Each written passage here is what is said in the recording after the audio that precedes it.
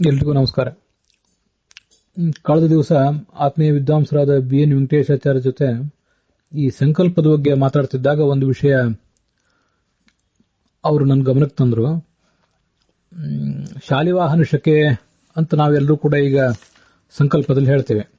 ಆದರೆ ಶಾಲಿವಾಹನ ಶಕ ಯಾವುದು ಅಂತ ಈಗ ನಾವು ಇಲ್ಲೂ ಕೂಡ ಹೇಳೋದಿಲ್ಲ. ಶಾಲಿವಾಹನ ಶಕ ಎಷ್ಟನೇ ವರ್ಷ ಅಂತ ನಾವ್ಯಾರು ಕೂಡ ಹೇಳೋದನ್ನ ರೂಢಿಯಲ್ಲಿ ಇಟ್ಕೊಂಡಿಲ್ಲ. ಆದರೆ ಅದು ಸರಿಯಾಗೋದಿಲ್ಲ. ಕಾರಣ ಏನು ಅಂದ್ರೆ, ಈಗ ಈ ಶಾಲಿವಾಹನ ಶಕ ಒಟ್ಟಾರೆ 18,000 ವರ್ಷಗಳ ಅವಧಿಯದ್ದಾಗಿದೆ.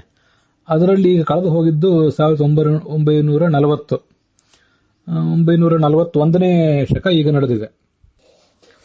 ಆದ್ರಿಂದ ಶಾಲಿವಾಹನ ಶಕೆ ಬೌದ್ಧಾವತಾರೆ ಅಂತ ಇಷ್ಟೇ ಹೇಳದೆ, ಎಷ್ಟು ಆಗಿ ಹೋಗಿದೆ ಅಥವಾ ಎಷ್ಟು ನಡೆದಿದೆ ಅದನ್ನು ಹೇಳೋದು ಉಚಿತ. ಅದು ವಿಶೇಷವಾಗಿ ಎಷ್ಟನೇದೀಗ ನಡೆದಿದೆ ಅಂತ ಹೇಳೋದೇ ಹೆಚ್ಚು ಉಚಿತವಾಗಿ ಕಾಣಿಸ್ತದೆ. ಆ ದೃಷ್ಟಿಯಿಂದ 1941ನೇ ಶಾಲಿವಾಹನ ಶಕದಲ್ಲಿ ಅಂತ ಹೀಗೆ ಹೇಳೋ ಪ್ರಸಂಗ ಬಂದಾಗ ಅದನ್ನ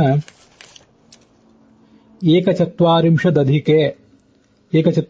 ಅಂದ್ರೆ 41 ಅಧಿಕವಾಗಿ ಉಳ್ಳಂಥ ಏಕೋನವಿಂಶತಿ ಶತತಮೇ. ಏಕೋನವಿಂಶತಿ ಅಂದ್ರೆ 19 ಶತ ಅಂದ್ರೆ 1900. ಏಕೋನವಿಂಶತಿ ಶತತಮೇ ಶಾಲಿವಾಹನ ಶಕೆ ಅಂತ ಹೀಗೆ ಅದನ್ನ ಹೇಳಬೇಕಾದ್ದು ಉಚಿತ. ಇದು ಏಕಚತ್ವಾರಿಂಶದಧಿಕೆ ಅಂತ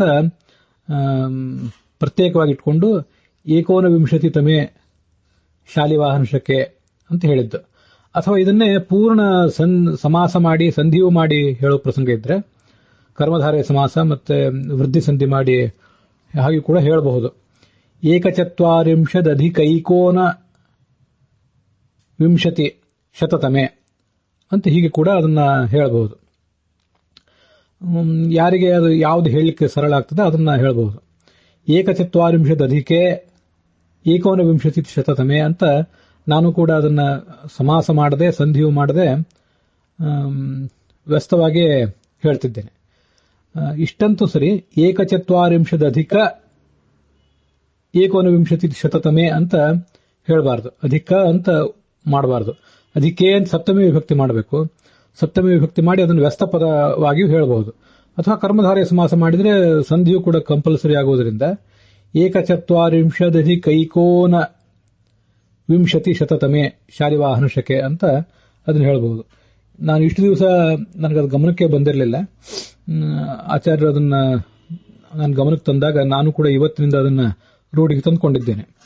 ಹಾಗೆ ಅದ್ರ ಜೊತೆಗೆ ಮತ್ತೊಂದು ವಿಷಯ ಹಿಂದೆ ನಾವು ನೋಡಿದ್ದು, ಅದನ್ನು ಕೂಡ ತಮ್ಮ ಗಮನಕ್ಕೆ ತರಬೇಕು ಅಂತ ಬಯಸ್ತೇನೆ. ಯಾಕಂದ್ರೆ ಇದನ್ನು ಕೇಳುವವರಲ್ಲಿ ನೀವು ಅನೇಕ ಜನ ಬಹಳ ಉತ್ತಮವಾದ ರೀತಿಯಲ್ಲಿ ನಿತ್ಯಾನುಷ್ಠಾನವನ್ನು ಮಾಡ್ತಕ್ಕಂಥ ಗೃಹಸ್ಥರಿದ್ದೀರಿ, ಮಹಿಳೆಯರಿದ್ದೀರಿ.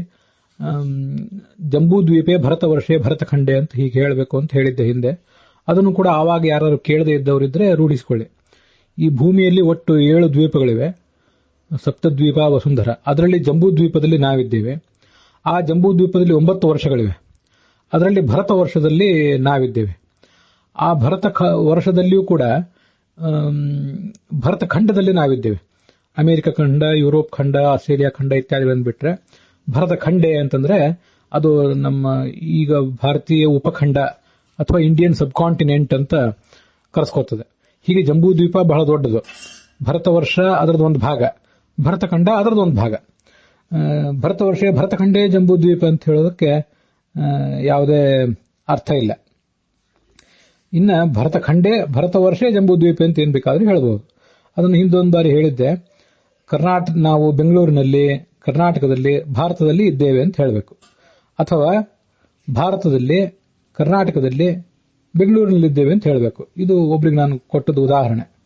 ಹಿಂದೆ ಒಬ್ರು ಪ್ರಶ್ನೆ ಕೇಳಿದಾಗ ದೊಡ್ಡದನ್ನು ಮೊದಲು ಹೇಳಿ ಅದಕ್ಕಿಂತ ಚಿಕ್ಕದನ್ನು ಆಮೇಲೆ ಹೇಳಿ ತೀರಾ ಚಿಕ್ಕದನ್ನು ಕೊನೆಗೆ ಹೇಳಬೇಕು. ಅಥವಾ ತೀರಾ ಚಿಕ್ಕದ್ರಿಂದಲೇ ಆರಂಭಿಸಿ ಅದಕ್ಕಿಂತ ದೊಡ್ಡದನ್ನ ಆ ಬಳಿಕ, ಅದಕ್ಕಿಂತಲೂ ದೊಡ್ಡದನ್ನ ಆ ಬಳಿಕ ಹೇಳುವುದನ್ನಾದರೂ ನಾವು ಮಾಡ್ಕೋಬಹುದು. ಈ ಜಂಬೂದ್ವೀಪೆ ಭರತ ವರ್ಷೆ ಭರತಖಂಡೆ ಅಂತಾನೆ ಇದು ಭಯೋಧನ ಪುರಾಣಿಕರು ಮೊದಲಾದವರ ನಿತ್ಯಾನುಷ್ಠಾನ ಪುಸ್ತಕದಲ್ಲಿ ಹಾಗೆ ಅದು ಉಲ್ಲೇಖ ಕಂಡಿದೆ. ಕೆಲವರು ಆ ಸೂಕ್ಷ್ಮಗಳನ್ನು ಗಮನಿಸದೆ ಭರತ ವರ್ಷ ಭರತಖಂಡೆ ಜಂಬೂದ್ವೀಪೆ ಅಂತಾನೆ ಮಾಡ್ತಿದ್ದಾರೆ. ಎಷ್ಟೋ ವರ್ಷ ನಾನು ಕೂಡ ಹಾಗೆ ಅನೇಕ ಮಾಡ್ತಿದ್ದೆ. ಪ್ರಾಯ ಈಗೊಂದು ವರ್ಷದಿಂದ ಅದನ್ನು ನಾನು ಸರಿಪಡಿಸಿಕೊಂಡಿದ್ದೇನೆ. ಮತ್ತೆ ಈ ಜಂಬೂದ್ವೀಪೀಯ ಭರತ ವರ್ಷ ಭರತಖಂಡೆ ಅಂತ ಅನ್ನೋದು ಗುರುಗಳಾದ ಪೇಜಾವರ ಶ್ರೀಗಳು ಕಳೆದ ಏಪ್ರಿಲ್ನಲ್ಲಿ ಸೆಮಿನಾರಿನಲ್ಲಿ ಭಾಗವಹಿಸಿದ್ದಾಗ ಅವರ ಎದುರಿಗೆ ಈ ವಿಷಯ ತೀರ್ಮಾನವಾಗಿದೆ. ಸ್ವಾಮಿಗಳು ಅದನ್ನು ಒಪ್ಪಿಕೊಂಡಿದ್ದಾರೆ. ಹೀಗೆ ನಾವೆಲ್ಲರೂ ಕೂಡ ಸಂಕಲ್ಪವನ್ನು ರೂಢಿಸಿಕೊಳ್ಳುವುದು ಉಚಿತವಾಗಿ ಕಾಣಿಸ್ತದೆ. ಇದ್ರ ಬಗ್ಗೆ ನಿಮ್ಮ ಅಭಿಪ್ರಾಯ ಏನಾದರೂ ಇದ್ರೆ ತಿಳಿಸಬೇಕು.